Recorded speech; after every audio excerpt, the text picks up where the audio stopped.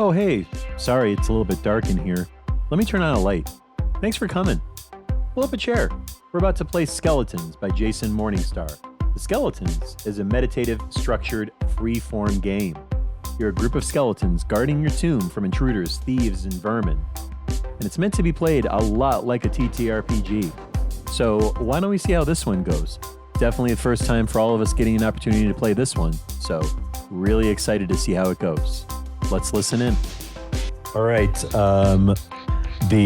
the Playtesters back together once again. Well, almost all of the Playtesters. We are missing one of our group, but we will do our best to have a very exciting and adventurous session with Meg's absence.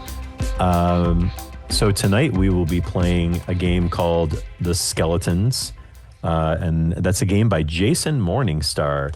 I've had the opportunity to play this before. This will be my first time running it. I'm pretty psyched to run this. This is a very, very role-play heavy game. Lots of question and answer to then build a really fun story across time, if you will. So what I'd like to do is take a moment to go around the table, the virtual table, and everybody gets an opportunity to introduce themselves and the skeleton type that they will be playing. But first, I will tell you that my name is Bill, aka Bill Plays RPGs, and I will be your storyteller and assist you through the journey that the skeletons will go on. So whoever would like to go first, feel free.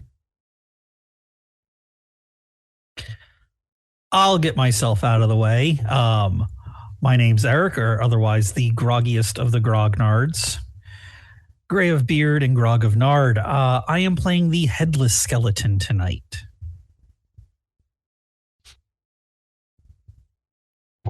I am Ben, and I am playing the outsider skeleton. Hi, everyone. I am Emma, and I'll be playing Big Head. And my name is Christian, and I will be playing the horror. I love that. Okay, so the first aspect of this game, which is gonna, I'm sure, go over really well on audio, is gonna be the drawing of a map. So, for the sake of speed, we have our nice little virtual whiteboard here that we're leveraging to build the start of this map. This will likely to evolve. So the key things with the map is it needs to be built around a central sarcophagus. So I am going to I'm going to add a little, let's see, maybe, there we go. I'm going to add a little shape that can like represent a sarcophagus here. So I'm just going to plop that in the center there as a reference point for a sarcophagus. It should have north, south, east, and west walls. It's also fine to make the tomb visually interesting, which we may not spend the time to do that. But no details, no super elaborate details. So one thing you can do is that for the time being, each of you can draw on the map where you would want your skeletons to be standing. And each one will stand silent watch in the darkness while the tomb remains undisturbed. You may do this with a shape. You may do this with just initials, your name, some text, whatever is the easiest way for you to put a mark that dictates where your skeleton will be. I am impartial, whatever is the easiest way for you to do that. So while you work on that part, I'm going to take a moment to explain the playing of the game, if that will help here. So playing the game. Intruders. When an intruder violates the tomb, the skeletons spring into action. you're all cursed to defend the tomb against all comers with as much ferocity as you can muster forever. It is the only time when you can move, think, and feel. All else is darkness.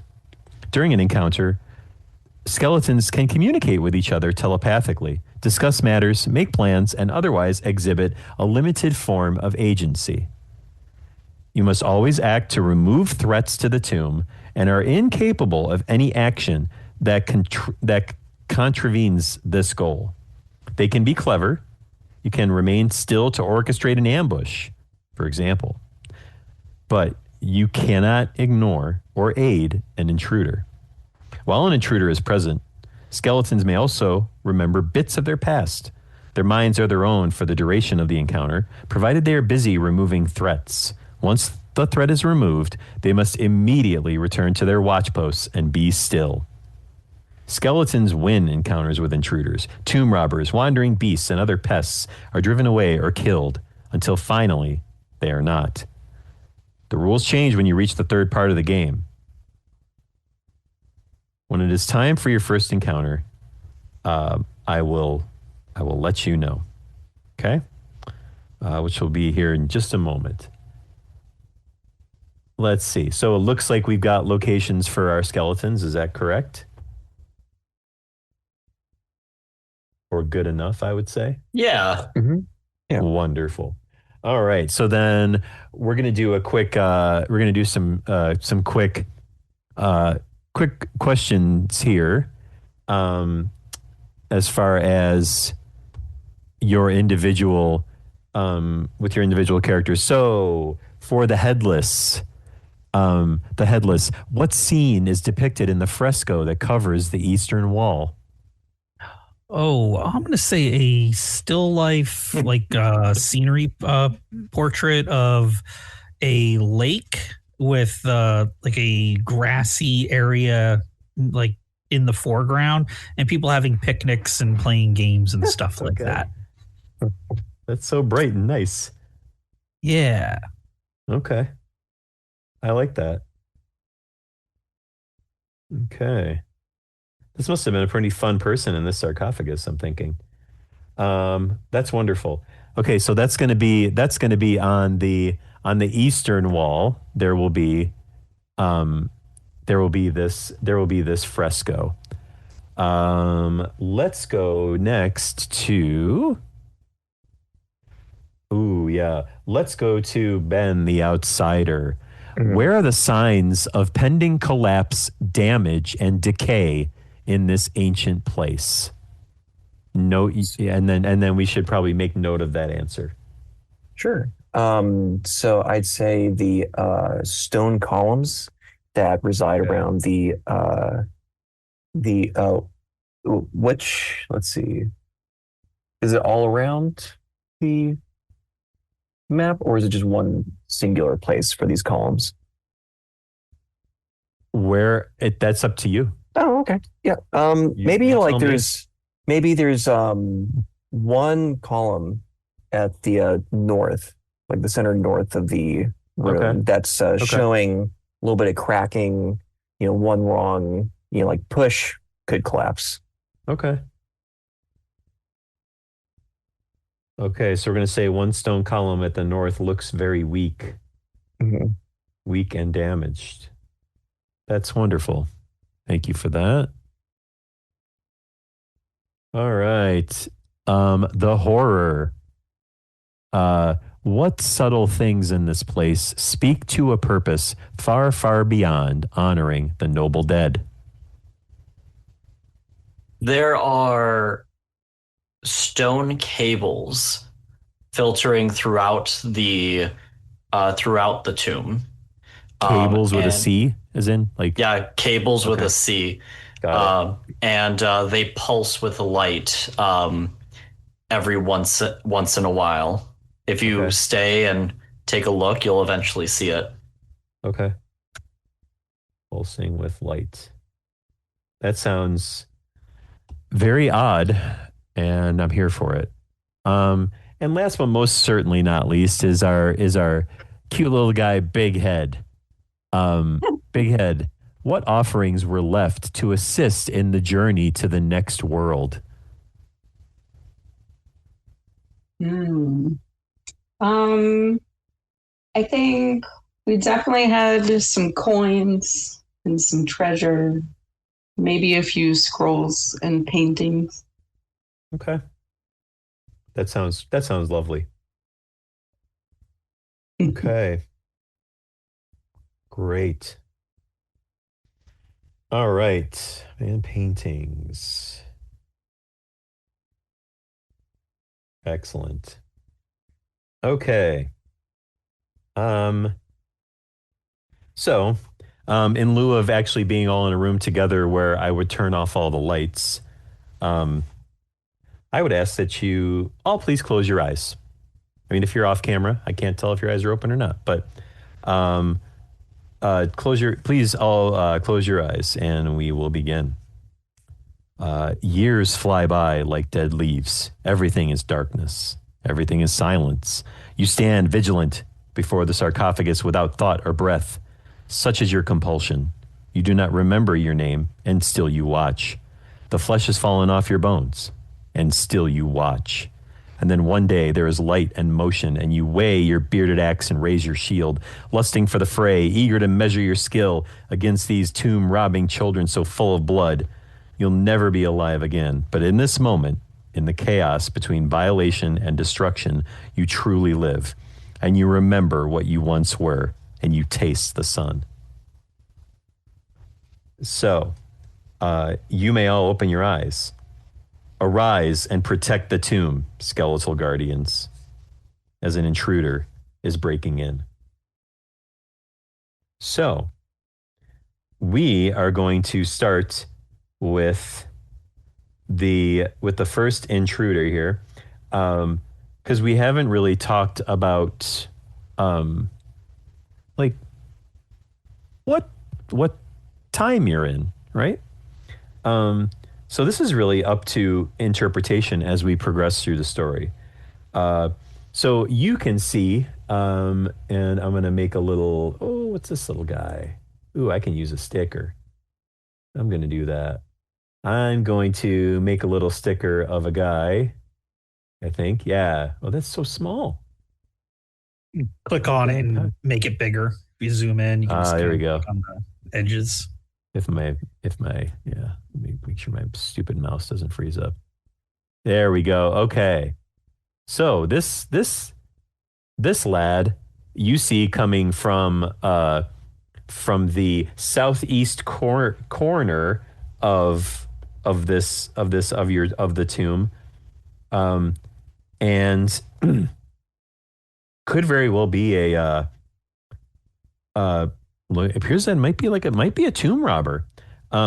So why don't so let's go through and let's describe this person, shall we? So would you say so to the horror I asked the question, describe this person for me a little bit, regarding their garb. Are they well prepared? Are they in rags? Provide some detail for this tomb robber. Yeah, so the tomb robber has a backpack with climbing gear and ways to traverse like up and down. They're wearing a button-up shirt and some like cargo pants. Okay. They have a kind of like an explorer's hat on as well. Okay. Giving Indiana Jones a little bit, maybe? I was going for that exactly, in fact. Wonderful. Okay. And then is this one confident or frightened? They're a little scared. Almost as if they didn't realize they were falling into a tomb. Yes, especially because they're seeing actual skeletons in front of them, right? So let's see. So, who among you, and this is where you can talk amongst yourselves a little bit if you'd like, because this is the opportunity, as stated, there is an intruder. You are to protect the tomb. That is the only mission left for you, for forever, for perpetuity. And so the question is really, you know that you're going to take care of this intruder. You're going to slay this tomb robber. Who's going to do it and how? Feel free to talk amongst yourselves. You can tag team it. Whatever you would like to do. I would love to see the horror go in and try to protect the tomb. As you send a psychic message to the horror, it awakens. You almost see a vision of its bird-like skull as it begins to get a fiery red beam of light that starts to grow in its eye sockets. Hunt flesh, rend bones. And it begins to crawl on the walls and get onto the ceiling as it begins like going crazy fast towards this intruder. And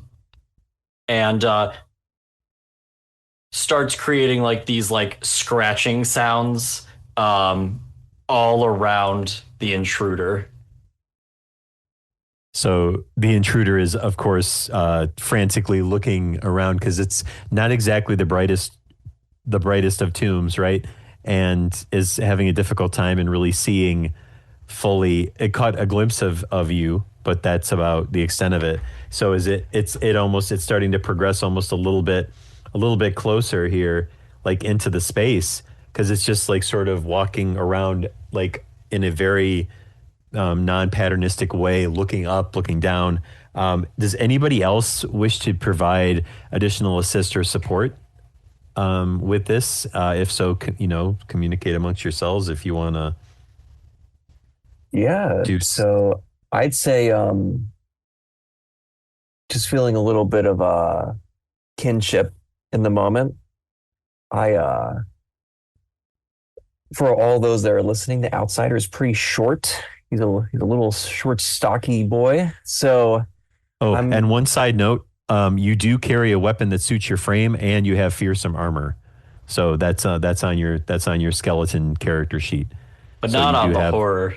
No. The horror is the weapon. Yeah, the horror is the horror is the weapon. 100%. Yes. But you do have jewelry though. But we'll get to that. Oh yeah, we'll get to that. Yep. So, outsider, just so you're aware that you have a weapon and armor, so you may drop that knowledge at any time as you see fit. But please do carry on. Sure. Yeah. So he has really short legs, almost like penguins. So you're just gonna see him just kind of like doing this waddle effect, but with just normal human size arms, and the arms are just out.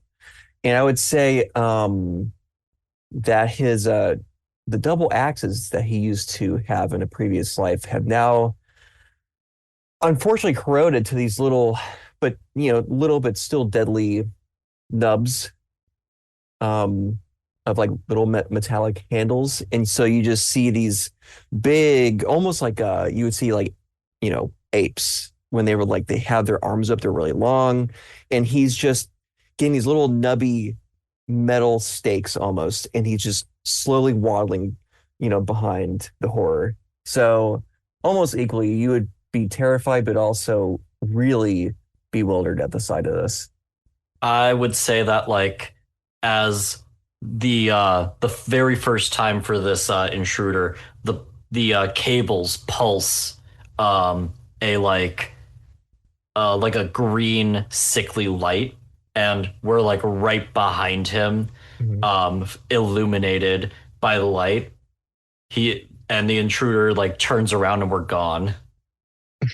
Yeah, so you're just straight fucking with him at this point, just kind of putting him through his paces.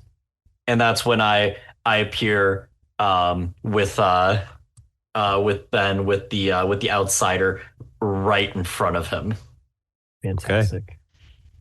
And the horror is like this just crazy amalgamation of like different like animal bones with this like massive bird skull and like these lizard-like bone claws and feet.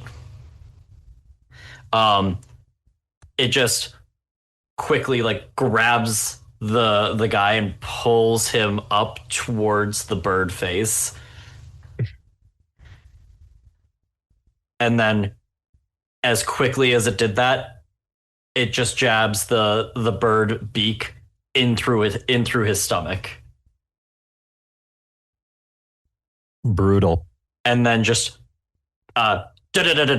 goes off into the darkness. With the body or just with the body? Oh, I'm called the horror. I'm going to be a horror monster. Oh, great! All right, that's great. That's great. So we had a nice little support effort that was done by the outsider. But then the horror really kind of sealed the deal for that guy. Yeah. As the tomb echoes with blood curdling screams that just get raspier and fainter until that last breath of air escapes the body of this tomb robber as he is no longer in the land of the living. So let's take a moment to answer a few questions, if you will, about the skeletons before we have more time pass, shall we? So, Big Head. So who here among the skeletons most feared you in life?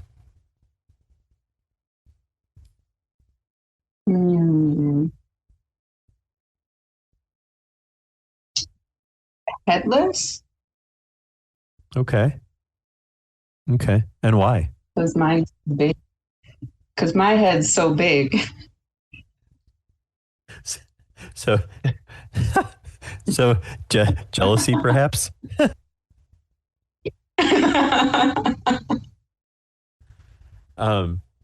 So the headless in life, when the headless had a head, was very scared and intimidated by the big head, which I could see that making sense. That's a nice connection there. Speaking of the headless, so to the headless, what was actually no, who claimed your head and why?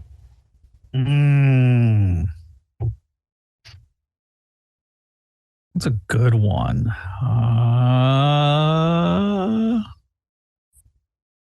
What time period were we in again? What time period do you want to be in? I was going to say, I don't remember answering this question being answered. I was going for like a early 1900s kind of aesthetic with like the Indiana Jones guy, like 1930s, 40s, 50s. Okay, at least for like the current time. So we'll say his at the time wife cut his head off. That is wonderful. I love that. Yes. Okay. So wife cut head off. Very sad. Very sad. Very sad indeed. Why don't we go to outsider? Let's go to you, because you were one of, even though you didn't actually do the killing, you participated in the killing. So you're going to answer. You get to answer two questions. Sure. Who here among the skeletons did you once serve? Oh. And why? I'm going to say just because of what just happened, because I was behind the horror. Mm-hmm. Maybe there's a little bit of servitude still laced in those old bones. Okay. So I'm going to say I'm looking at the horror right now. It really is just this monstrosity. So I'm just gonna say, out of fear in life and even a death, I've served this horror, this monstrosity. Yeah. One would almost wonder, like, were you both part of a much larger, more like just dark, sinister sort of life that was lived, almost like a Dr. Frankenstein's monster kind of vibe. Like maybe there's another guy that's just not talked about where you both were part of that sort of twisted family of their creations, if you will. So just a thought, take it for what it's worth. So you've answered that question. But outsider, what was your name? Ebenezer Crow. Okay. Ebenezer Crow. Wonderful. I need to know that because that is what I will try to refer to you as from heretofore. Nice. Okay. All right, Ebenezer Crow. Thank you very much. Last but certainly not least, the horror. The horror. Who or what brought you into the world? Ooh. You can just, my suggestion can just be a suggestion. It doesn't have to be anything more. Yeah. You do what feels right.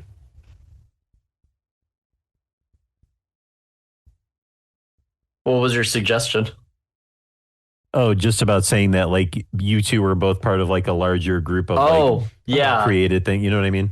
That was actually kind of the angle that I was wanting to go for. Okay. Maybe build on that. I'm going to say that there was a cult that brought me into the world. So it wasn't a single person, but like a group of cultists that practiced unnatural sciences. I love it. I love it. And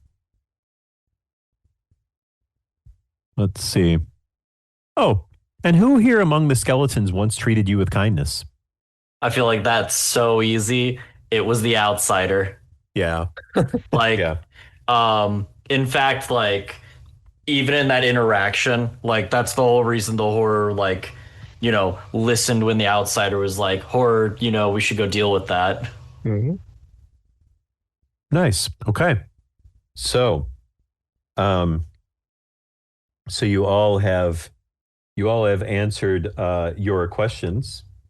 And so we're all going to take a moment now where all of you are going to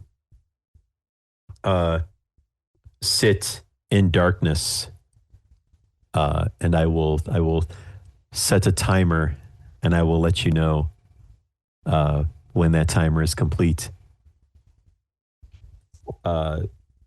You should think about this endless silence and the unfathomable darkness as the pulsing of these cables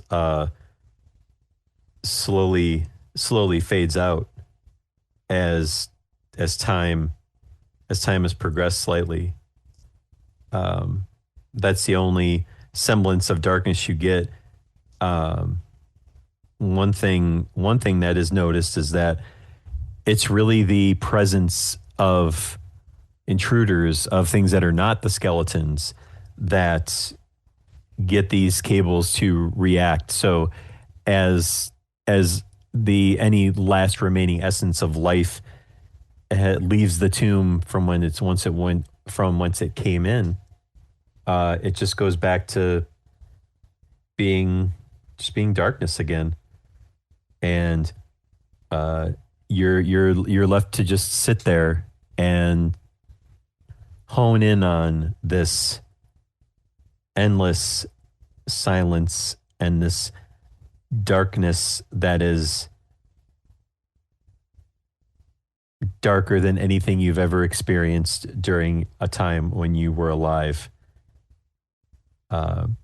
You hold on very desperately to what few little memories you still have racing around in your skeleton head, or in your skeleton head where the head should be. And you are you just feel time is meaningless to you at this point as you sit or stand in the darkness. The horror is managed to be clutched to a tomb wall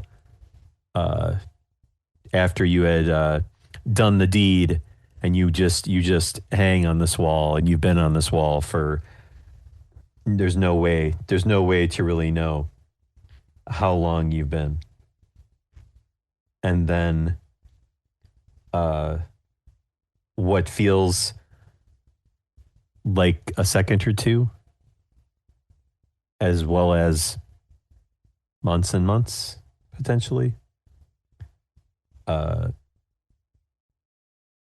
you then notice you something disturbs this darkness, this silence, and once again you must arise and protect the tomb, skeletal guardians.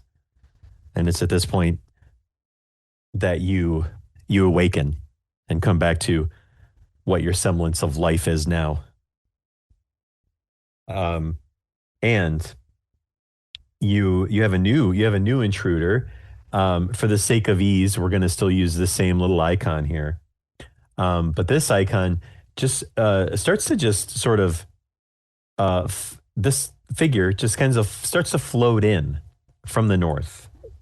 And you realize that this is a spirit of place that has been disturbed by this newly built tomb.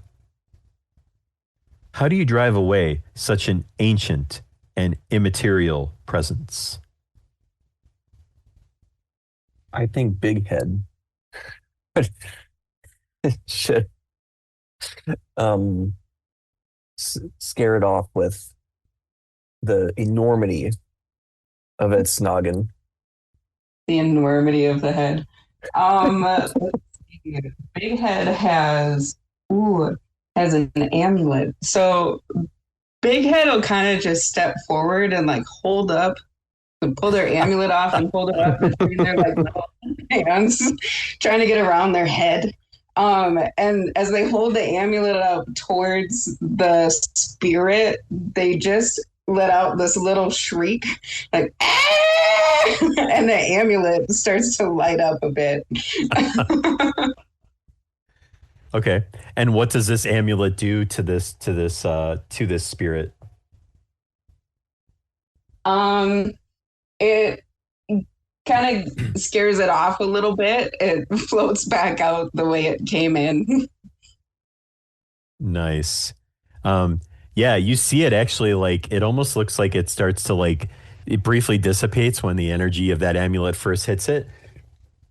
And it realizes that if it stays near this amulet, it will cease to exist. So it starts to head back from whence it came. But before we address that, and head you guys back to the darkness, why don't we take a moment to learn a little bit more about your respective skeletons? But this time, I would like each of you to look at your character sheet, and I would like you to pick a question that you would like to answer this time. Instead of me asking you, I would like you to each look at the questions on your sheet and pick one that you have a good you feel like you have a nice answer for. And whoever is ready, feel free to go. We'll just go around the table. But Big Head, you will get to answer 2 questions. Okay. All right. So yeah, whoever's ready. I'd like to name the horror. Oh, please do. The horror was a creature known as the Corvalisk. The what? Spell that, please. Corvilisk.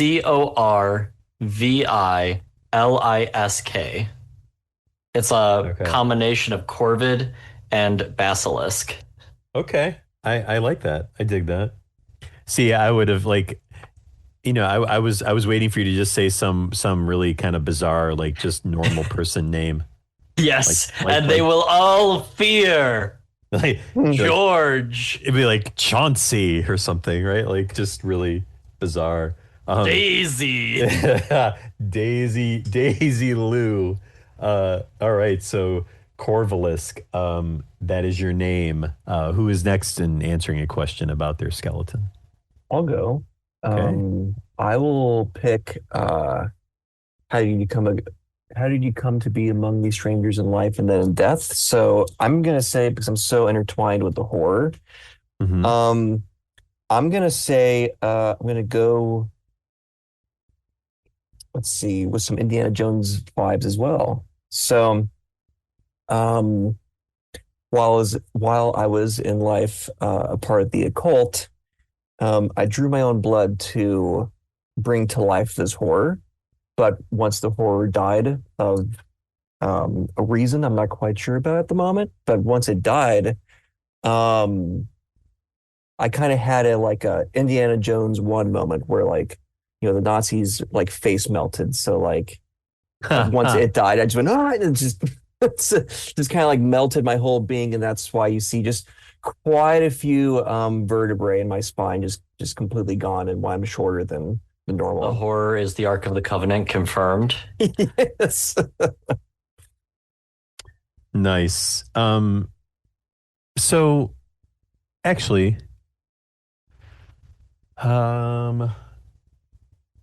Ebenezer Crow, I'd like you to answer one thing for me. Mm-hmm. As we start to dig deeper into more questions and more builds here. You've actually in this last encounter somehow, not exactly sure how it happened, but you've lost some bones permanently. What have you lost? Let's see. I think it would be amazing if I lost let's see. The lower legs. So they're true nubs, just So you got like your thigh, your like upper, your femurs or whatever it is, yeah, right? Like yeah, just two basically peg bone legs, just kind of like clopping around. That's great. I love that. So you're getting you're walking around like more toddler like, just because you pretty much just like yeah. Tommy Pickles from Rugrats.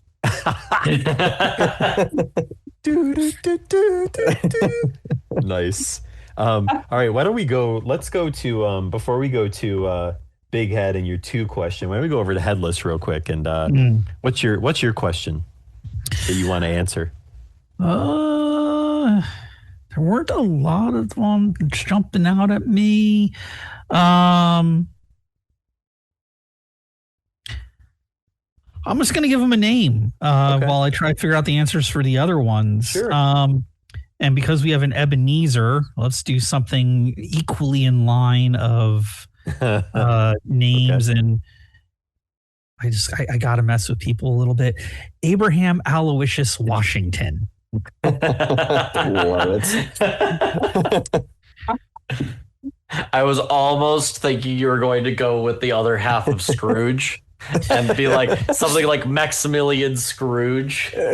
No, his name, his initials spell aw. That's funny. That is funny. He lost his head. Okay. Aw, lost his head. Abraham Aloysius Washington, it is a pleasure to meet you. Mm-hmm. Big Head, 2 questions. What are the 2 questions you are answering? Well, first I'll go with what was your name? We'll follow suit. Okay. And Big Head's name was Zazie. Okay. Zazi. Zazie. Okay. Okay. Um, and Zazie, by their nature of having the large head, a lot of people thought Zazie was pretty intelligent. So the by name that they earned that describes their greatest accomplishment is Melanus the Sage. And he just traveled around and told people things that sounded smart. Melanus the Sage. Yeah. Okay. He's giving like baby mega mind vibes with the way the skeleton looks. Oh yeah. Yeah, he is. so there's that. Okay, great. So I think it's yeah, it's about time. It's about time for us to head to the next passage of time. So we're going to do that. All right. So, once again, as the spirit leaves, the light and life in this tomb ceases to exist, and it goes black.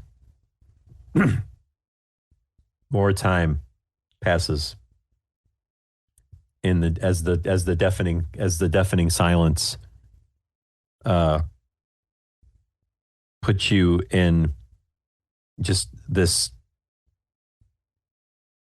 I would say like it's almost like a catatonic state as time just passes by, and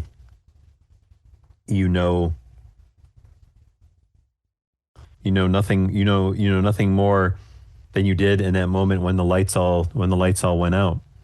You know nothing more then than you do now. All you know is this tomb is yours to protect, and yours alone.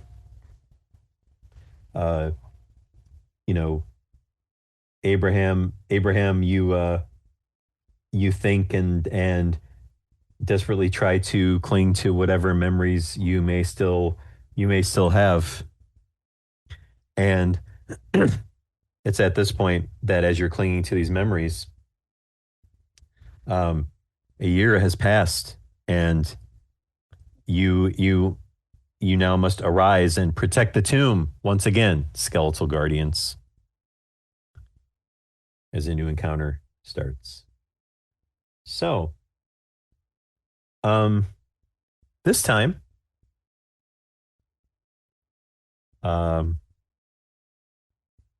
sadly, as you will see here momentarily, My goodness.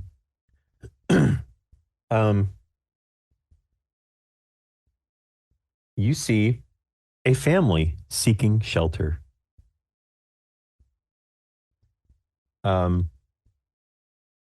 They are intruders to you, regardless of anything, right? Anyone entering this tomb is an intruder, regardless of who or what they are. So,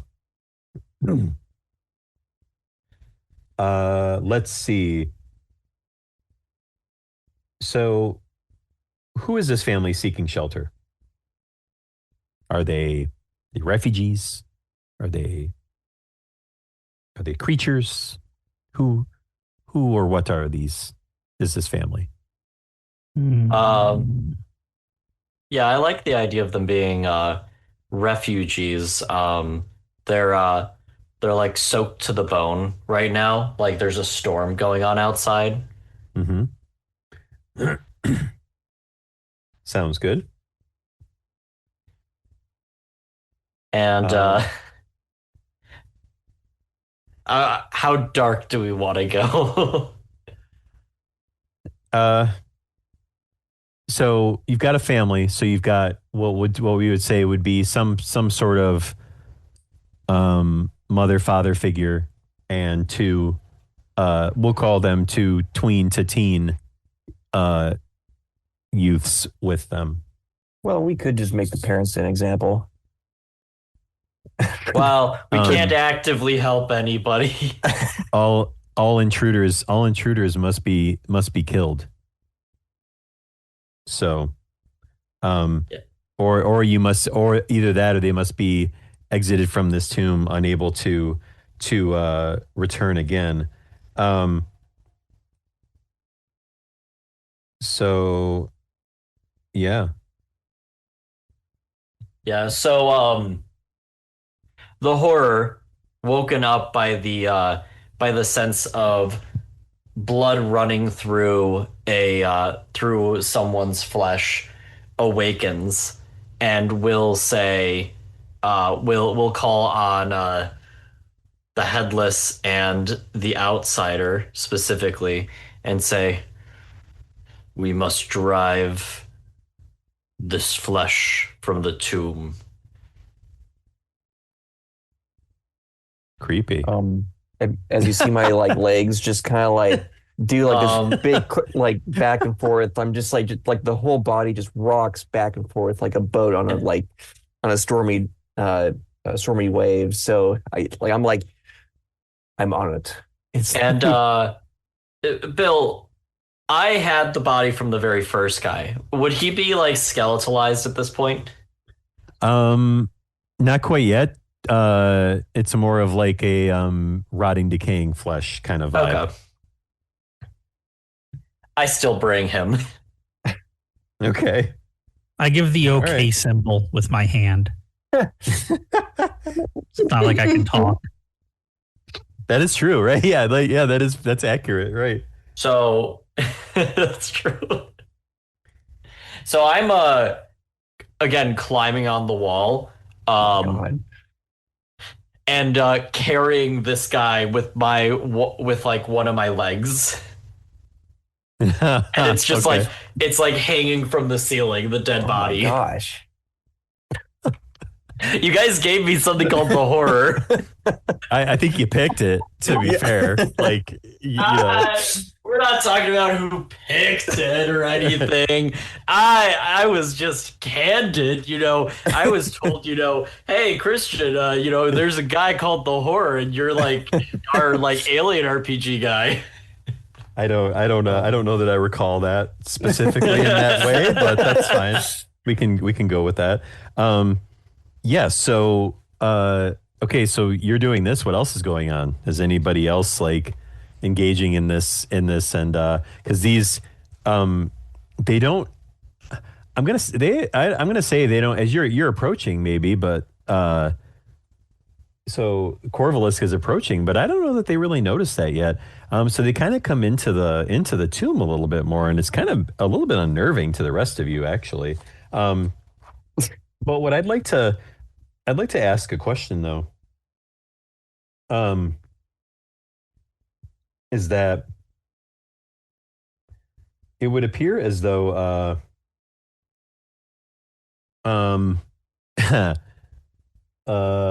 Ebenezer Crow, a memory that you had previously regained, which you don't have many, but a memory you have previously regained is false, and the truth asserts itself.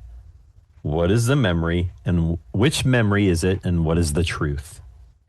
Oh gosh, I have to use my brain. Let's see. Oh my gosh. Maybe this is a tough one. Didn't expect that. So if we think about like I think an easy way to maybe help this along for you would be to think in terms of like the questions that were asked of you so far, because those are your memories. So we asked you your name, and then we also asked you who you once served and why you served them, right? So okay, you know what? That just gave me an idea. So, my false memory was that I did possibly serve the horror, but not true.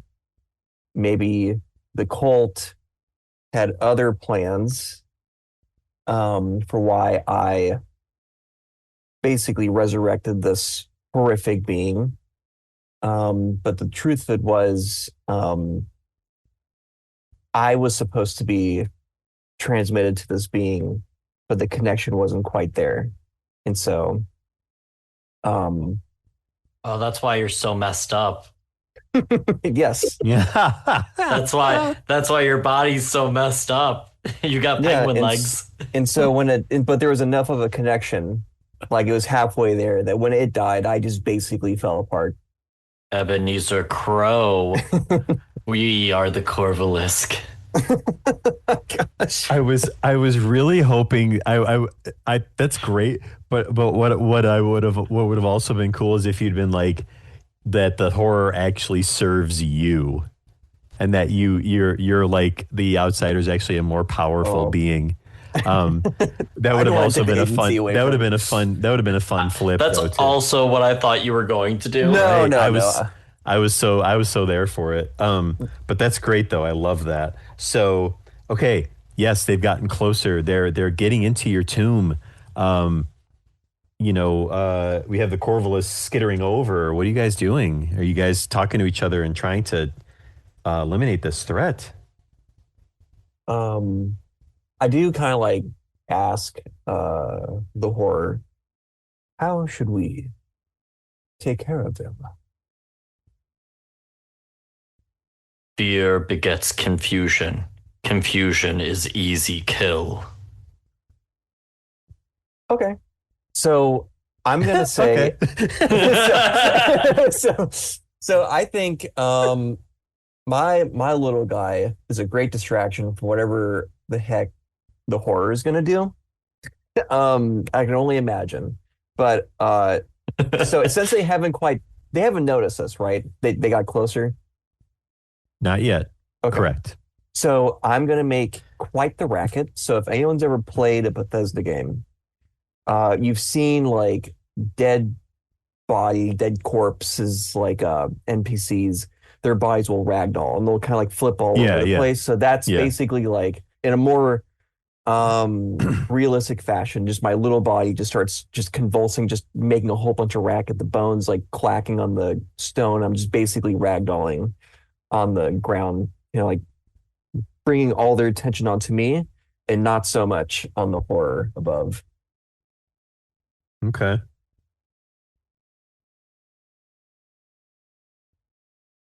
While that's happening, the horror is getting behind them. Oh, God. Okay. Yeah, keep going, man. Let's keep workshopping this. I keep walking into things and going the wrong way.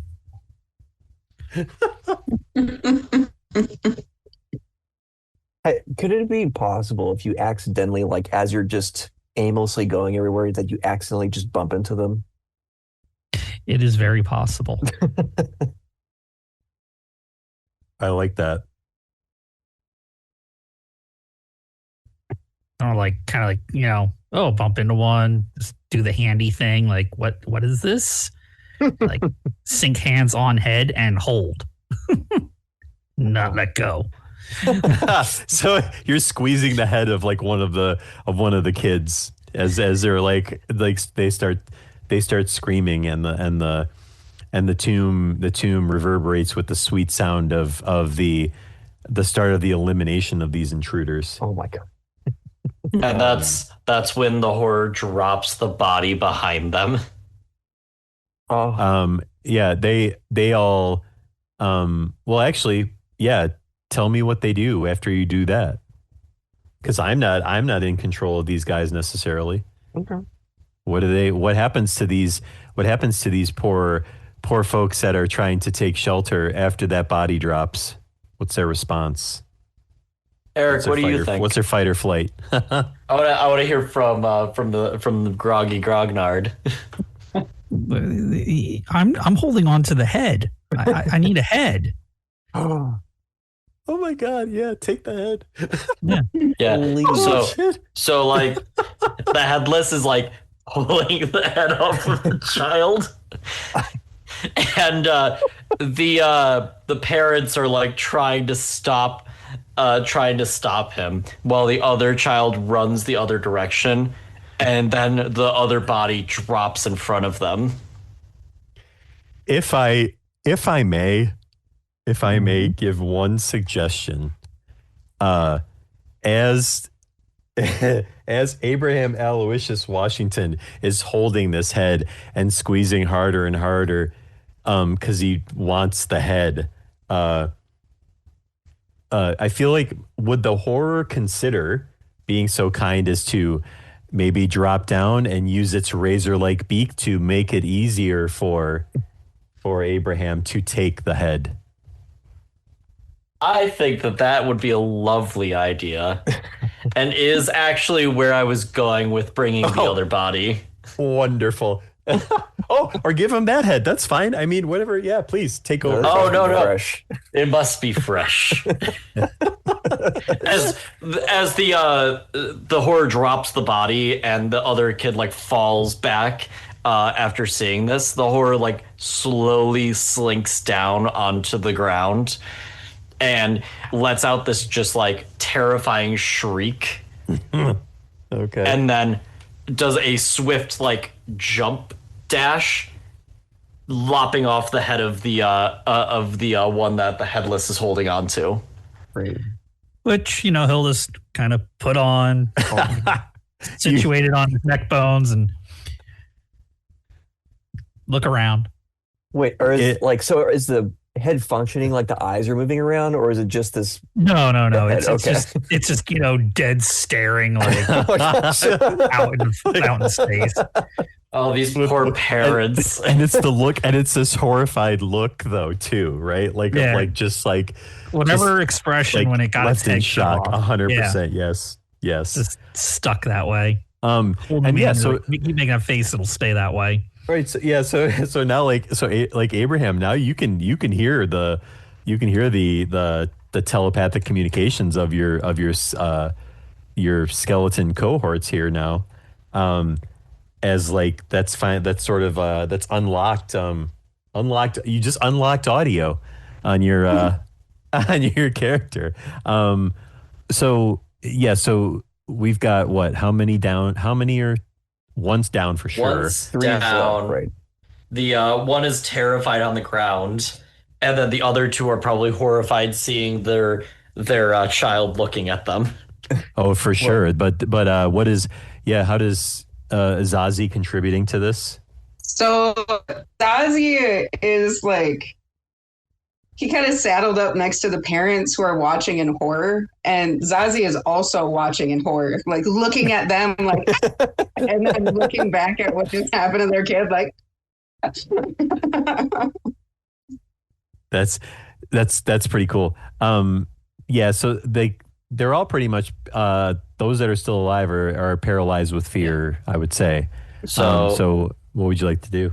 Yeah, the horror is going to deal with their one, and is going to pierce their like bird-like beak into one of the parents' legs and drag them off into the darkness. Oh my gosh. I go for the last teen, and so like, because we're both on the ground, I believe. So I have like these little like metal stubs, right, of like what used to be axes. It's still pretty sharp. So if anyone's ever seen like the older Pet Sematary movie, there's a scene where the little kid has a little knife, and it just like, it looks like just like a little butter knife, and it slices through this old man's Achilles tendon like butter. And so I'm gonna see this basically this teen in front of me. So before he can get up, I just quickly, like before the teen can even react, I just go just both Achilles tendons. So when he tries to get up, he goes to God, so brutal, so brutal. This is something else. All right. So are any of them still like in any semblance of living at this point? Yeah, the kid's still living. Looks like okay. the other child is still living. Yeah. Because you just Can't killed get the other parent, right? Oh, you did that to the to the other kid? child. Yeah. Oh my god. The parents are still up, I think. He can't run away now, so whatever happens because of us. So So, God, I have the names written down on a tablet, and it's like I have to take it out of sleep mode just to remember freaking Headless's name. Abraham Aloysius Washington, aka Aw. Let's see here. Because these people are getting like just kind of mauled and just decimated. You happen to notice now that you can like have a head and you can see and hear things. You notice that something that you guys were protecting was destroyed. Well, what is that thing that was destroyed? Because I mean, essentially, you're protecting anything within the tomb, including the sarcophagus, right? So what could be something else that was destroyed within this tomb? A priceless vase. Oh, nice. Yeah. Only priceless because there was only one made, but it doesn't mean that it was good. Right. Honestly, the craftsmanship kind of sucked. Yeah. So you just hear that straight noise of the breaking of the breaking of China, as there is but one human left standing, and you see that his the inner thigh of his pants have a newer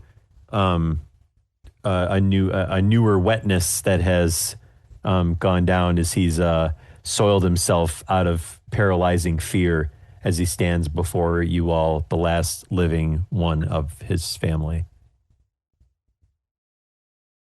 Still an intruder. Can Zazie climb him and then like headbutt him? Zazie can do whatever Zazie wants to do. Yeah, Zazie's gonna climb up. Like at the end of them watching all this happen to their family, Zazie will finally just crawl up like their back and then headbutt them from behind. Nice. And when you say headbutt, I assume it's like a brutal headbutt, right? Yeah. Yeah. Well, yeah, look at the head. Yeah, that's a skull crusher.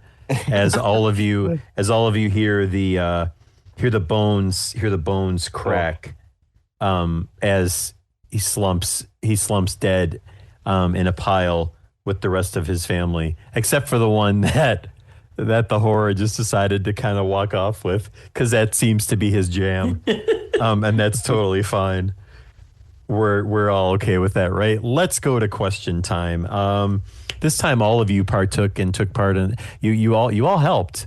All of you helped, right? So, all of you get the opportunity to answer 2 questions. I think I want to start. Let's go back to this. Let's go back to the horror here. Maybe I'll pick a question. We'll just kind of mix this up. I'll pick a question, then you can pick a question. So.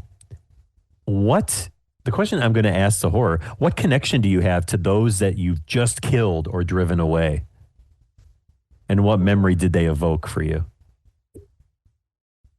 And I'm guessing this is deeper than just like the connection being like that I need to drive away intruders, right?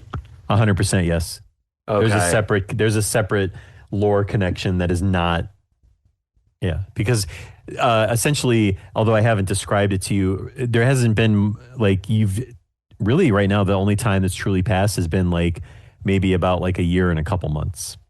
Ooh, yeah, I'm gonna say, because this is a 2-part question because it asks the what memory it evokes as well. Oh yeah, so what's the connection, and then what's the memory that they evoked? I'm going to go beyond when I was just the Corvalisk and what I was before, which was just a bird. It was just a bird that was taken and forged into a monster.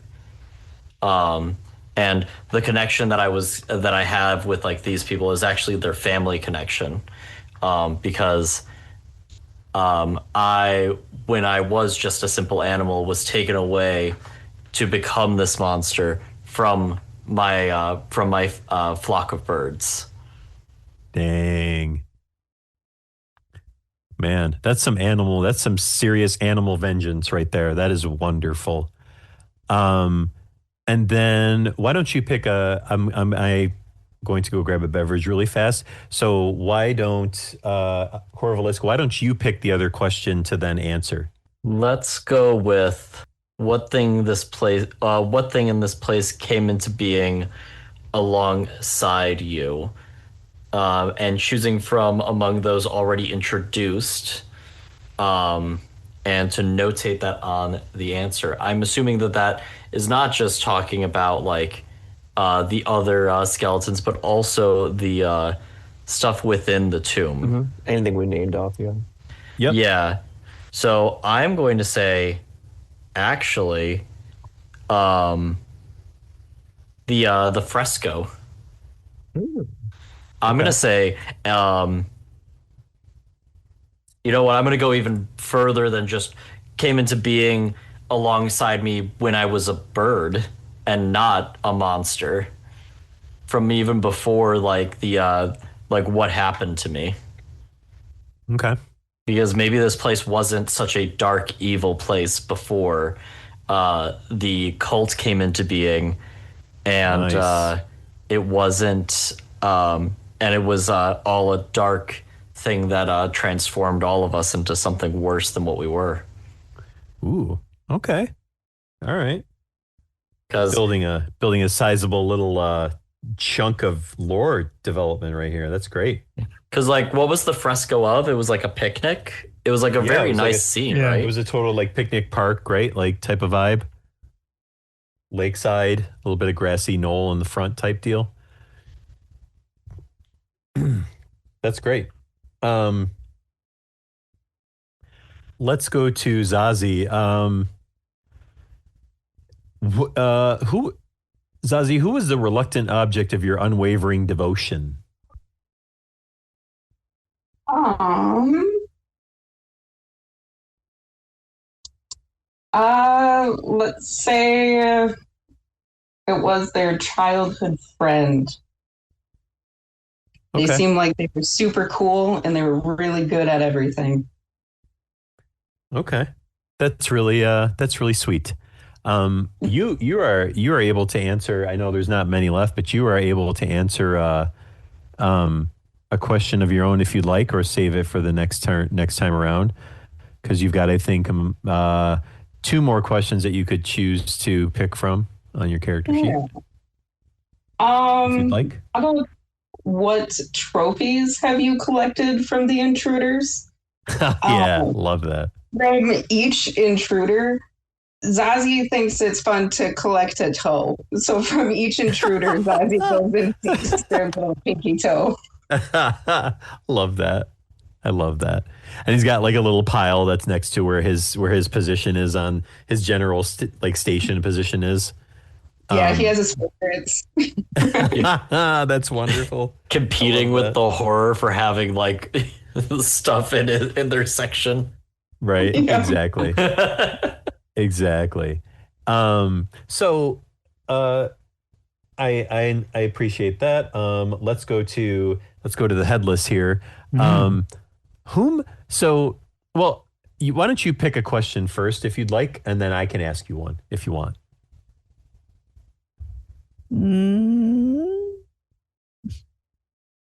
Let's go with by name. What Okay. by name did you earn in life that describes your greatest accomplishment? Okay. I'm gonna go with greatest accomplishment. What did Abraham Aloysius Washington do? What sounds like a good one for somebody whose name is Aw.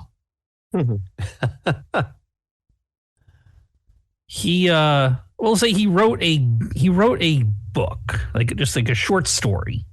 Okay. His nickname was Penman. Okay. And his good, really close friends, his wife, who cut his head off, used to call him Penny, and that was a source of many fights. Gotcha. So yeah, so let's because I don't think did we we didn't say maybe this will be an opportunity to be a little bit more elaboration in this part is I'm going to pick the question of whom did you once love? That would have been the ex-wife, the wife who cut my head off. Okay. Let's see. Let's give her a name. Jessica. Wonderful. All right. Thank you for that. I appreciate it. And then I think I think we got to go to you, outsider. Right? You're the last one. So you can pick both your questions. Sure. Okay. Great, because I already wrote them down. Wonderful. So I'm gonna pick what thing are you personally cursed to defend in this place? So I'm gonna pick the vase. That sucks.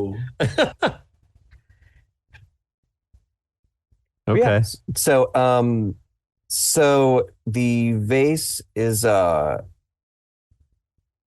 it's two functions. On the outside, it looks like a normal vase, and like we've already said, it's not really, the best looking thing, but it's important because it keeps my heart in it. Damn. And so it goes into the next question.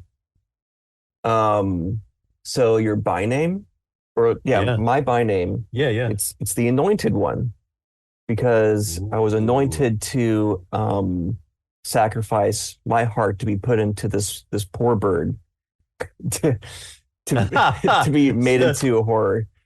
So not only did the bird get screwed over, but so did you, because it never happened. Yeah. And that's why the outsider and the horror have such a kinship. Jesus, that's so dark. Okay, and speaking of dark, that's the perfect time, I think, to for you all to go back to your state of slumber. So this time it starts to feel a little different for all of you. And the silence is deeper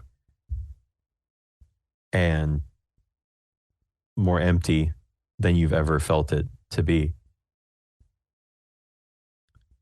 You cling desperately to the few memories that you can recall, as even those memories are slowly taken over by the deathly cold grip of the forever silence that you continue to experience. And we're going to just take a moment and let you experience that silence. You're getting to a point where you're not even sure you know where you are anymore right now. The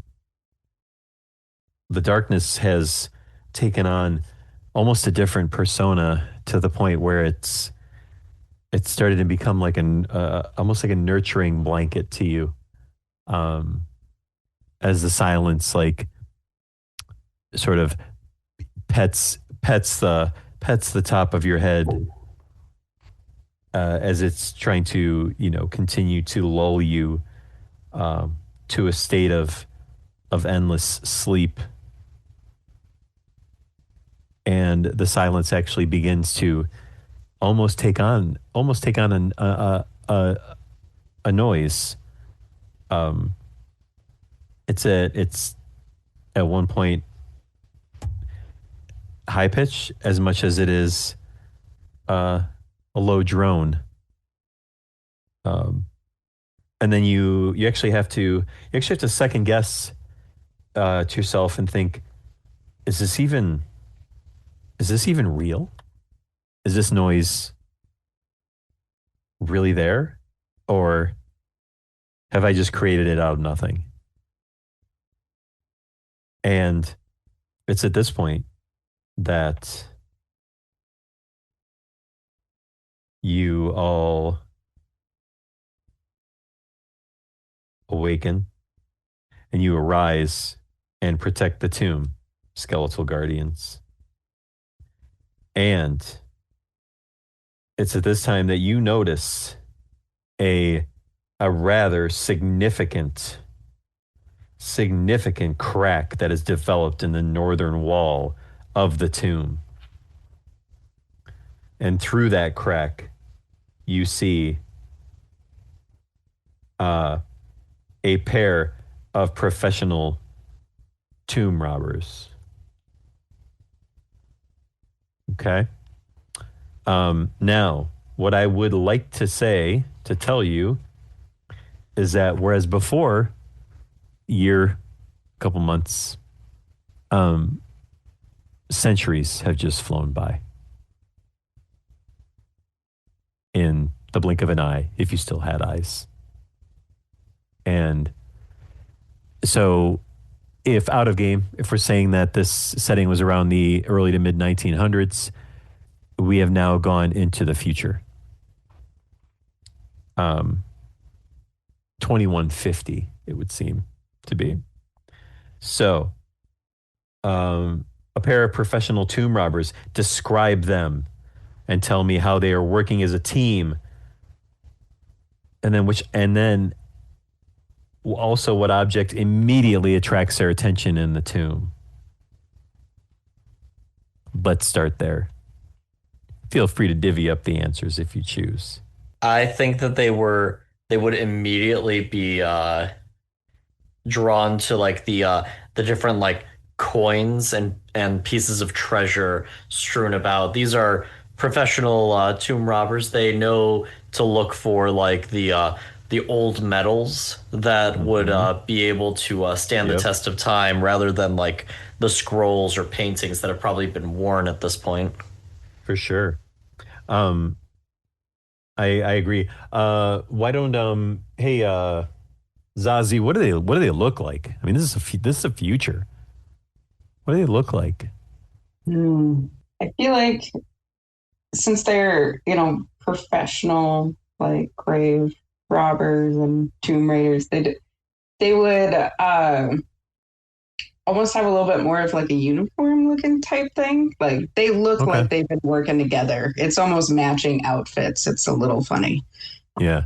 like Tomb Raider Incorporated or some shit where it's yeah. like, oh, gotcha. Yep. That works. We raid tombs so you don't have to, like that kind of whatever.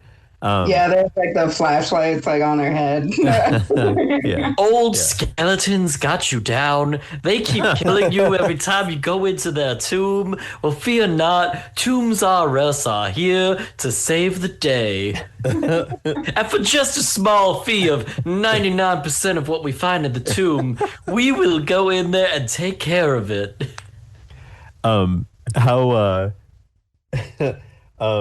Abraham Aloysius Washington, aka Penman, how did these two work together as a team? What are elements of them working together? So one is more of the tech person, and the other person is more of like the raw muscle of the group. Oh, that's great. Okay, I like that. And then the anointed one. Can these guys fight? Do you think they're going to be able to hold their own? Can they fight? Or are they all flash? I'm gonna say that they're skilled in their craft, but when it comes to defending themselves, they're not as well equipped whatsoever. Okay.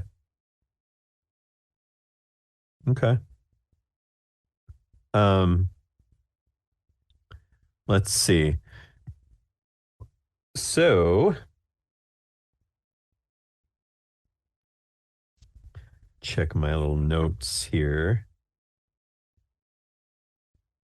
Okay. So they are proceeding to begin to rob your tomb blind as they are putting things into bags and checking stuff out. One of them actually starts to take pieces of that broken vase that's on the ground too. Um, you have intruders in your tomb. How are you disposing of them? Can I It's always yes. So just tell me what you want to do. it's just by habit. That's fair. That's fair. Yeah. That's fine. I guess because my guy is so nubby with his legs that he's just like he's kind of wobbled himself just really quickly to them. And he is just so flabbergasted that they're kind of like sifting through this kind of like broken vase. And, you know, my heart's just kind of like dust at this point, but it's still like, you know, how dare you? Mhm. So, Yeah. so it's just very clean. He just wants to dispose of them as quickly as possible. It's not like he can stab them in the heart or, you know, go for the head or anything. Yeah. He's too short. Yeah.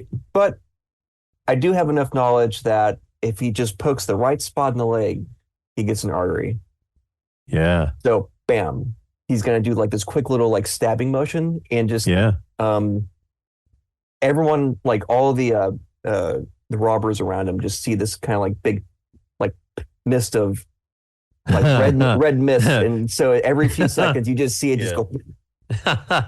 So in about a minute, this guy's going down. So that's my little action with him. The tomb echoes with screams. I feel like I honestly feel like outsider. I feel like this should just be. I feel like this should just be your show. Unless you want to maybe encourage the horror to help you in finishing this off and Well, as it's the his heart, dynamic too. duo that you are. Yeah, Oh, that's right. that's It is. right. Yeah. Yeah. So, yeah, the horror has actually to add more to Oh, the and any Sure. any bodies that the horror has are now just skeletons. okay.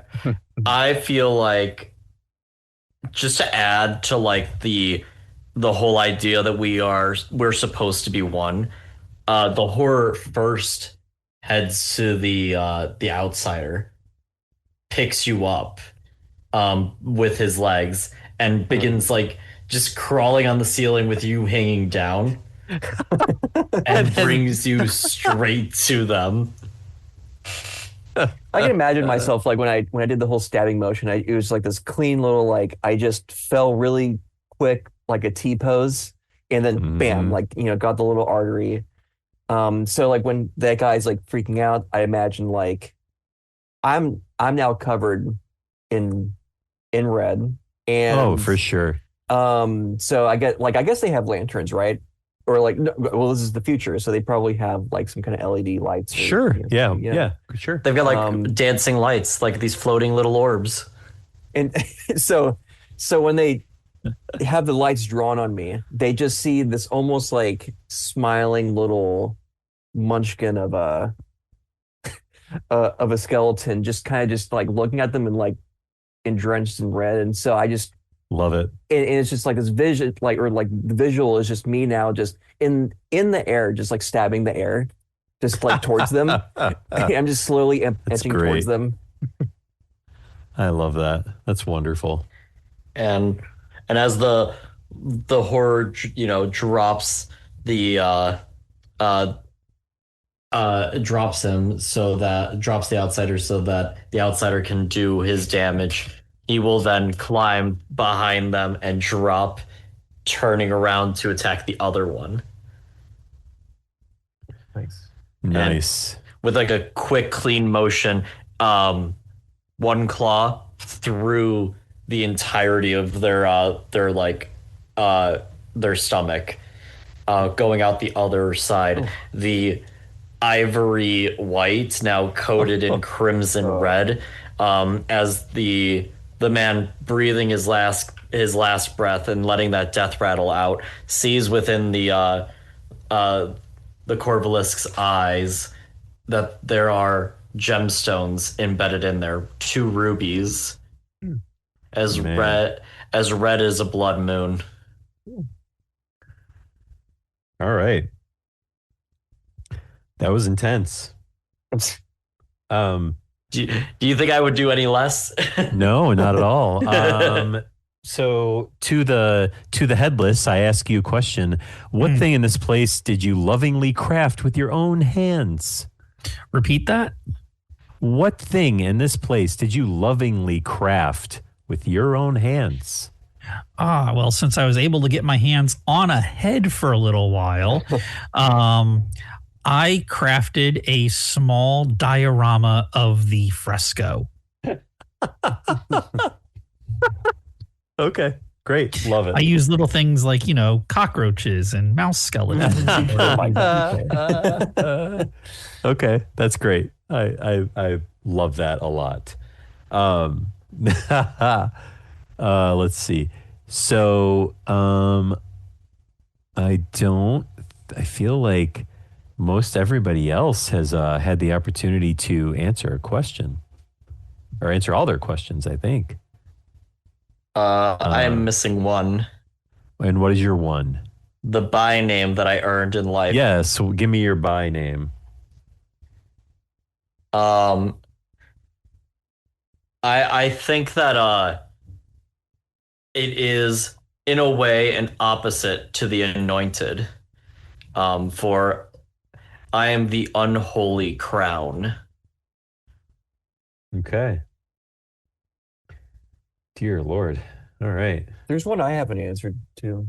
Oh, okay. Yes, if you have one you haven't answered, yeah, please. I haven't been keeping track of them all super specifically. So, in that case, then let's go to you, outsider. So what connection do you have to those you've just killed or driven Oh, away? yeah. So let me bring it back to the cult really quick. We love our As cults here. So as the yeah, I think you'll like this, Christian. So I'm sure I will. so as they were both sifting through this vase, and like the dust of the heart was in it, as their crimson red blood, like mixed in with everything, including the ash of the heart, it's connected us too. So now Christian, how do you think we should be connected to these two that have just been downed by us? Ooh. So I mean, like physically, we're taking the bodies, Yes. but actually, didn't you lose a part of yourself before? With like the heart? Not just the heart, but like you lost like parts of your legs, right? Yeah. I lost the lower half of my legs. I think we take some of the bones from these guys. We like rip off the parts of their legs, and we bring them to where you rest, and like you stand guard, so that you can wait for it to decay and use those to replace those bones. Or I'll add on to that. Bill is so horrified. So, whenever they this. decay, or I mean, like I could just like, this is a horrible idea. Just like, I'm a little. Why do I have to wait for the darkness again? Let me just take the bones out and just like skin it really Yes. quick. We are skeletons that are now wearing our meat shoes. So I want to like, I overcompensate. So I just kept on like stacking the bones. So instead of me being this little munchkin, it's like this. I have this short top half, or like I had this like taller top half with the short bottom half. Now it's a super long bottom half. Like the legs are huge, like double the length, but I have this super short Nice. half stocky top. Nice. Going to the horror, you your appearance has been altered in some way by the time this is all over. Perhaps maybe marked by fire or magic or something. So yeah, how has your appearance been altered? Hmm. To the horror. over the many years, I've gathered at least one body every time that someone has come and entered into the tomb, and every time I've added once they finally decayed, I've added one of those bones to my body to keep me in line with becoming more of an amalgamation of many creatures that I was initially created to be, an unholy crown of humanity. The way you describe it is just like my imagination is much worse. Like what what you just described is horrible. I figure that like the horror, I've been imagining it as like this creature is like huge, like 10 feet tall, like 10, 12 feet tall. And like, I feel like this is a perfect way to explain why. Yeah. Yeah. So, let's see, Zazie, so something from your past has accidentally been revealed. What was it and why was it hidden? Oh, like in this last encounter? Yeah. Mm-hmm. As the lifeblood fades from these, from these Tomb Raiders, and all of you are about to go back to darkness. Their tech guy has a big head too.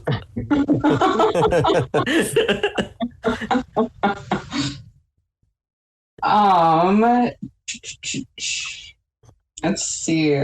Well, I did have a funny thought while trying to think of like a memory type thing. So I'll see if I can loop it in. Okay. While Zazie was going to get his toes, right? He pulled the boot off of one, we'll say the tech guy, and the tech guy was already missing 2 toes. And that's where he remembered he had a brother who was very jealous of his big head. And he turned in Zazie, Melanus the Sage, for being a crook. And Zazie remembered that when he saw the missing 2 toes. And in a fit of rage, he chucked the IT guy's boot across the tomb. Nice. I like that. That's awesome. Okay, so yes, you have successfully defeated these Tomb Raiders, and you are now finding yourself slowly but surely heading back into darkness. The silence begins to creep over you. The ever so familiar silence that has become it's become your home, your safe space. You feel a sense of kind of like almost like wholeness, if you will, as you have spent so very much time in this tomb with your fellow skeletons, that you feel as though all of you actually, one thing you can feel within the silence and the darkness, you can all feel that the magic, the energy that has been animating all of you is beginning to fade. Not your compulsion to serve, but the ways in which you were all animated and able to be mobile.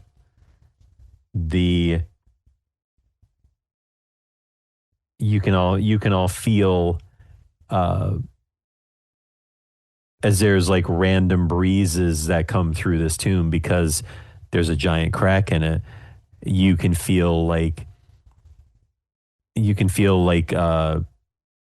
this sort of like wet, dank wind breeze like shifting through the tomb as the darkness just continues to envelop you deeper and deeper. You feel your limbs stiffen a little bit, like more than they already were as just bones. The to the horror, like all your hard work with the skin suits and all the things you're trying to do to really like build to build yourself out, is all you feel the darkness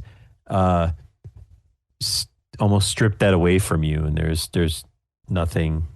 really nothing you can do to stop it from happening, because the darkness brings you so much comfort, solace.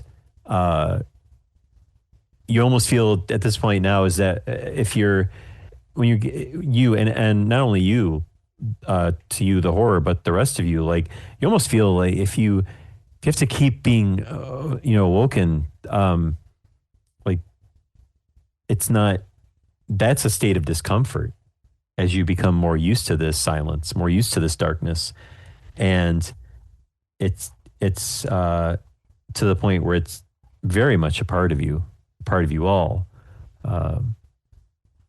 Where you once heard each other's voices in your heads, you just that doesn't, you can't, there's no incoming and there's no outgoing.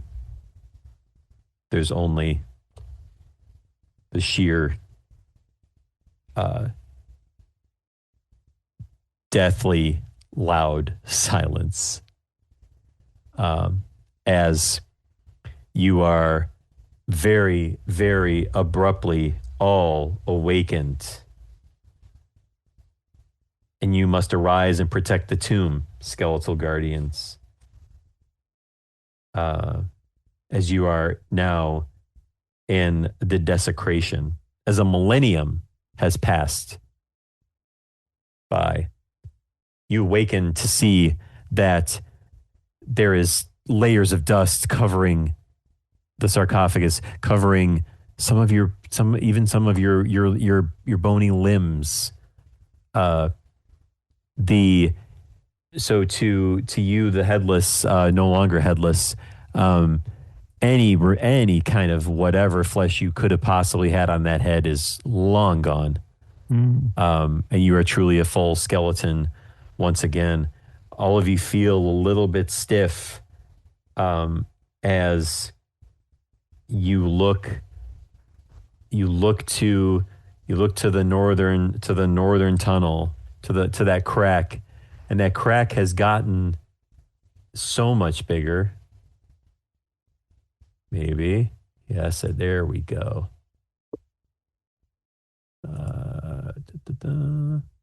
Yes, excellent. The crack has gotten bigger, and through that crack storms in many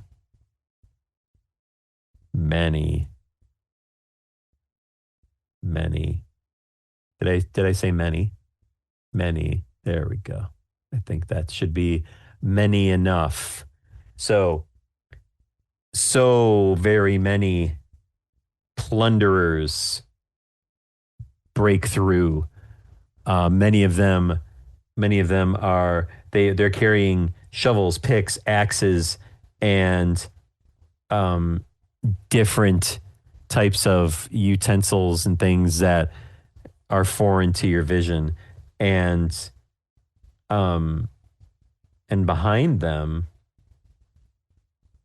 comes a person in a dark robe,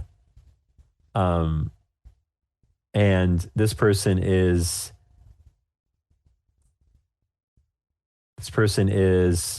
appears to have an energy around them, and it's like this dark, like almost purpley energy. It's kind of like that one the one lightsaber from like the Mandalorian that's like black with like the white. Ooh, the dark saber. Yeah, the dark saber. Just for sake of visual comparison, That's the type of energy that's around this guy. As like you see through a hood, you can see his eyes glowing. He looks over towards you, to the horror. And he raises his hand and toward at you, and then his open palm turns into a fist as you feel your skeleton body seize up into a ball for a second as you drop from the ceiling to the floor and then unseize. So, yeah, the horror gets up and now gets to kind of unveil what he has or what it has done with all of these bones. And all of these people see as the bones kind of start to unfurl about, and they look like skeletal wings that are like just these massive wings with it still on all fours, and it begins to charge at the closest one, trying to just lop its head off. As you reach forward and you lop the head off of one of these plunderers who I've just taken off the map. Two other plunderers come in into your vicinity, and both of them begin to batter and bash you with their shovels and pickaxes, and just continually just beat you as they are like laughing maniacally and just destroying your brittle, fragile bones. And as one last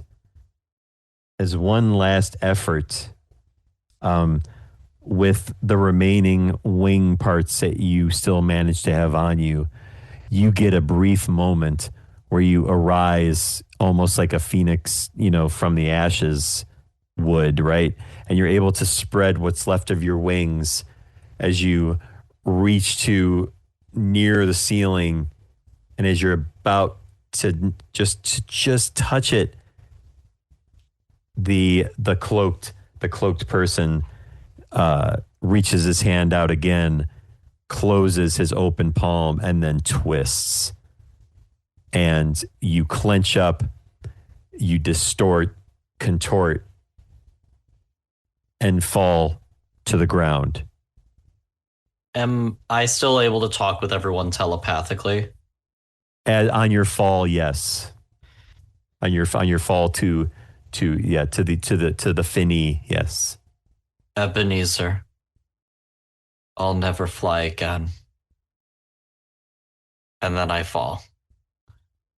And you just hear the sound of shattering bones as the bones just spread, and like some maintain some aspects of whole, the bones that are newer, right, that you accumulated, but then the bones that you started with is really what's like just have barely held together and have like just turned to dust. And then it's at this time that you see a handful of these robbers, three of them. They all approach you, headless, no longer headless. Abraham Aloysius Washington, aka Penman. I got it all. All of them approach you, and they brandish their respective shovels and pickaxes at you, and begin to take swings at you. Your mobility is limited. You're not as spry and quick as you were when you were first a skeleton in this tomb, but I feel like you should have an opportunity to be able to, give them a little something back. I throw my head at them. Wonderful. You throw your head, and it manages to like actually like hit one directly in the face, and the jaw of the skull actually locks onto the bridge of their nose, as they're screaming, trying to pull it off. And then another one of them comes over to the guy with the skull on his face and tries to yank it off, and then proceeds to actually take the skin of the guy's nose off with your head. So the nose is there's barely anything left. It's almost looks like just the cavity like you would see in what do you call it, in the, gosh, I forget I forget what they were called in Fallout, like, but the sunken noses, the ghouls, yeah. like the nose is pretty much gone at this point, because that skull somehow, your skull had one last little left bit of life left in it, and it locked onto that nose and took the whole thing off. As two other robbers approach you and just begin to pummel away at what's left of what is left of your skeleton.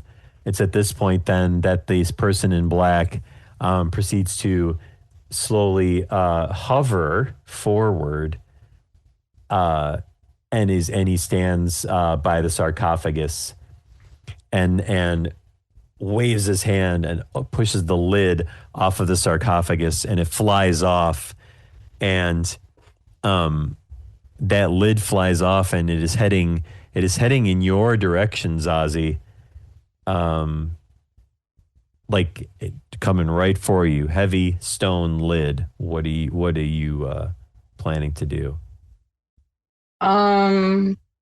Zazie would like to dodge the heavy stone lid and just climb up on whoever's closest if he can. Yeah. And Zazie's defense at this point is going to be trying to shove toe bones and eyeballs. Nice. So you're so if you would allow me to just kind of put you over here by one of these guys, as you get on their back, and you take these toe bones out and you're shoving them in the eye, like, and they're like squishing into the eye, and it's like, and you're just pushing them deep. So like it's really gross, and it sounds awful.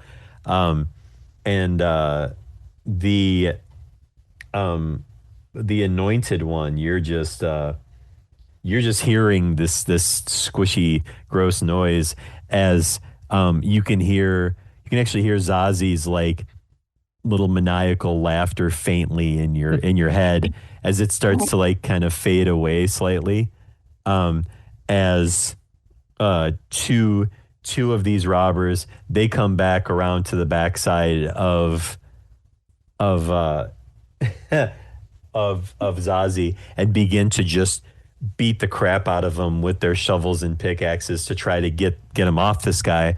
Mm-hmm. When in turn, by the time they are done and they have separated big head from small body, and turn the small body to pieces and parts, the person that Zazie was on has also left this mortal coil from the sheer blood loss and damage to its body, and mind and spirit.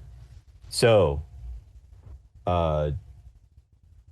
you, the anointed one, stand as the final skeleton defending this tomb from what turns out to be a bunch of futuristic grave robbers and a cool,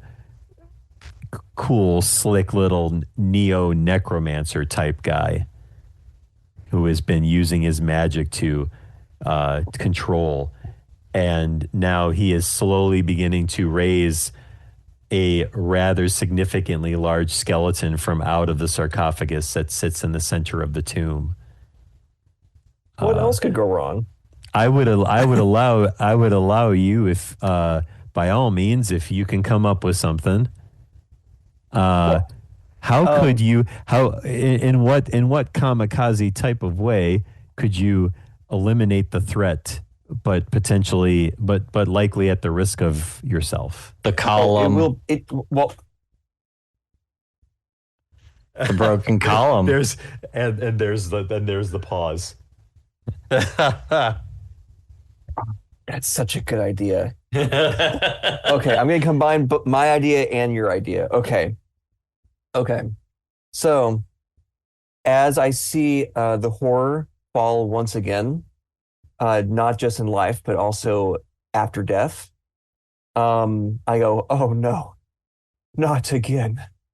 And so I start feeling my bones just start rattling as I'm about to basically explode in like a bone bomb. But before I'm about to do that, I pretty much just quickly run over to that column and I bone bomb that column, and it collapses upon itself. So as you see, right as you bone bomb, literally a split second before you completely explode yourself, you see this giant skeleton arise from the sarcophagus in the center of the tomb. And this giant skeleton is connected to all four of you. What about this giant skeleton is the connection to all four of you? I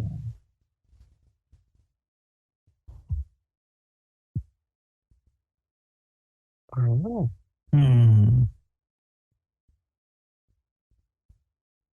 What Good question. is the connection?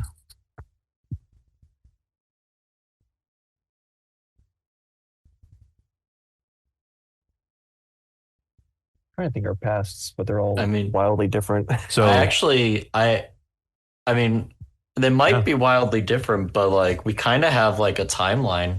There was once a not so awful place in this tomb that we're in, and that could be where Abraham and Zazie were from before the cult came in and messed everything up. And this major this huge skeleton can be that kind of through line connection for each of us from that. Maybe somebody who was the caretaker of the tomb before the cult took it over. Okay. I like it. Maybe, I like that. maybe, yeah. I'm thinking to go into Ben and me, maybe he was he might have been Ebenezer's father and a bird watcher before the cult came in. He was a good friend to Abraham before Abraham was brutally murdered by his wife. oh my God. Yeah. And Zazie was his advisor before he realized that Zazie was just fooling him. Zazie is why he joined the cult. Bad advice. Zazie's the one who let the cult in. Yeah. So Ebenezer Crow, you look and you see, so that's basically his dad, right? Is that what we're saying? That's the large skeleton. That's just that's my idea of the story. What do you guys that's what it is. That's what it is now. then that's his father. Done. If I get to decide, then yeah. That's so your you father. see you feel that's your father arising from the tomb, and you see, and you guys lock eye sockets as you bone blast. Oh. And the entirety and it hits that column, and the last thing you notice is that skeleton out of the sarcophagus, assumedly your father, reaching out to you as everything falls and everything goes dark and forever silent for you all. And that was the skeletons. Bravo. That was very fun. Yay. So maybe we do a quick as we're trying to build this aspect of what we do, is to maybe talk about what you all thought about it. Good parts, bad parts, what could I have done, like feedback, but then also what you thought about the game. I thought it was very fun. I think, I mean, personally, just for my own tastes, I think this is a great like one shot.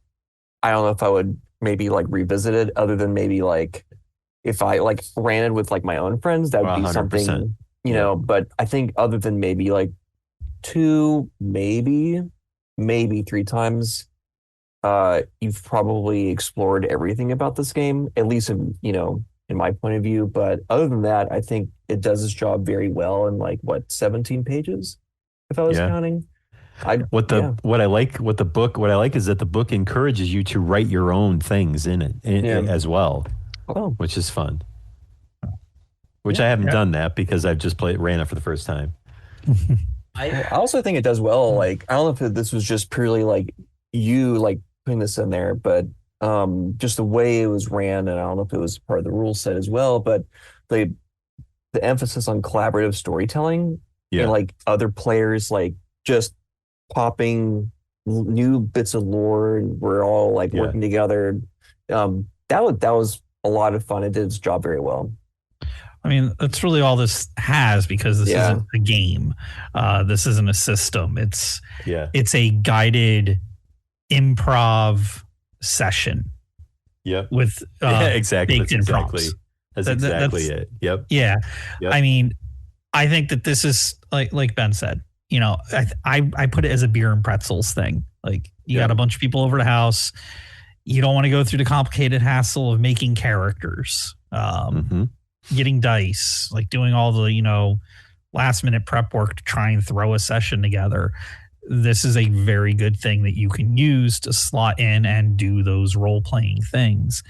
I think more people who play D&D 5e should grab things like this and mess around with them. I think a lot of people would find a lot of happiness in it with what they expect out of games. But yeah, this would be a very sporadic thing for me. Beer and pretzels, nothing else going on, nothing prepped. Yep. For sure. It's a great thing. It's a great thing to use in a pinch if you're like, if it's like, oh, the DM can't show up and we still want to play. Yep. This is something you could easily pick up and run. I feel like no complaints on my end. No. For like, if you want to just see how you feel about role playing at the table. Yeah. You know, kind of dip your toe in it. Absolutely. To me, like, it feels very much so like the Clue games that you can buy now, where it's like you spend like $30 on them and you can play it once. Like what Ben was saying. It's very much so, it lends itself to that. And I can see myself, you know, again, like what Ben said, coming back to this like once. But I do think like this is a great resource for people who are like trying to create their own like stories or dungeons in their own games that are not this, and like create like really in-depth backstories for them, because I feel like through the questions we were asked, we created a really interesting tomb that I would almost want to like explore even more. Right.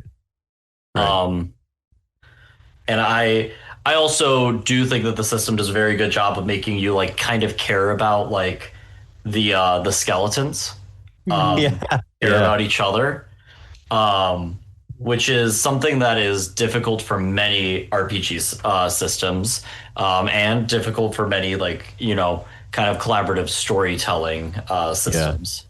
What I really liked what I liked was the making the connection at the end and really humanizing all of you. After doing so many dark, awful things, it was a really cool way to kind of like sort of wrap it all up, you know. As a player, being the last one, which I didn't expect, to be like quote unquote I didn't either. alive, It just kind of went that way. Yeah, the fact that you tied it to the fact like I did Bone Blast, and we all like made like in the moment I completely forgot like, oh, I am gonna like explode. Like I was invested in having this really emotional like backstory, and the second you're like, oh, okay, yeah, let's fast forward now to the present. You're about to explode now, and here's like what's happening with the father and the reaching the hand. I'm like, damn you, just like that's like so it really got to me. Is a really good moment. Awesome. Yeah, there's no like there's no guidance for the the darkness parts. According to the book, it's essentially saying like, oh, set a timer and have everybody sit in silence and close their eyes. And it's like I kind of like to I thought it would be interesting because I played that way when I was a player. And I thought it would be interesting to maybe throw some like just dark random narrative statements about darkness and silence and what it could mean, you know? I really like that too. That was really nice. But I had a lot of fun running it, so I'm glad you all enjoyed it. Yeah, this was super fun. Yeah. Good time. I got to dust off a different, like a little bit more like storytelling that's not just doing my homebrew stuff from Wednesday. So it's a nice change of pace. But yeah, definitely encourage if you want to run it at some point with a group, just impromptu kind of break up and do something a little different and make it easy on yourself for a night. This is a great way to do it because it's fun to hear the session I played in was completely different from this one. So at least you know every session, if you get different people involved, it's going to be different. So yeah, cool. Next, based on the schedule that I captured in for the next few weeks, it looks like we're going back to Fabula Ultima and then Cloud Empress. Sound about right? Yep. Mm-hmm. Sweet. All right, thanks guys. That's all from me. I'm glad y'all had fun. The Skeletons was a great game, filled with excitement and really, really weird skeletons. Did you like it? Let us know in the comments what you thought. Thanks for sitting in with us for this one. Be sure to come back next session when we go back to our world in Fabula Ultima. Thanks.